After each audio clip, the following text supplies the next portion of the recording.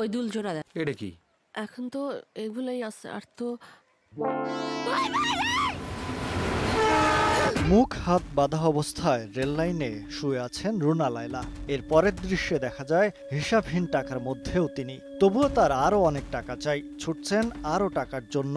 সেই সঙ্গে তার জীবনে ঘটে যাচ্ছে নানা সব ঘটনা। এসব প্রত্যেকে পাইছো? আর এগুলি সব ইমিটেশন। সাধারণ সরকারি চাকরিজীবী রুনা লায়লা হয়ে ওঠেন বিশাল ক্ষমতার অধিকারী। অর্থ, বিত্ত, ক্ষমতা চলে আসে তার হাতের নাগালে। এমন গল্পে তৈরি হয়েছে ওয়েব সিরিজ জিম্মি।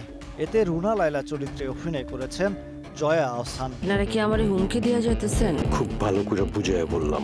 প্রথমবারের মতো আশফাক নিপুণের নির্মাণে জিম্মি ওয়েব সিরিজে অভিনয় করেছেন জয়া আহসান। জিম্মি মুক্তির আগে 2.5 মিনিটের এক দুর্দান্ত ট্রেলার প্রকাশিত হয়। আমি ভুলেই গেছিলাম, লোভে পাপ আর পাপে জিম্মি। ট্রেলারে ঝলক মিলেছে ইরেশ জাকের, শাহরিয়ার নাজিম জয়, অশোক ব্যাপারী, আরফান মেধা সহ আরও অনেকের। 28 মার্চ ওটিটি প্ল্যাটফর্ম হইচইতে আসছে জিম্মি।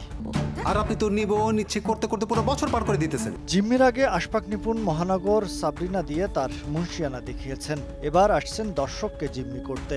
তবে কতটা জিম্মি দিয়ে দর্শকদের প্রত্যাশা পূরণ করতে পারবেন তা মুক্তির পর বোঝা যাবে। Excuse me sir. না থাক লাগবে না। Ma'am please. ফ্রি।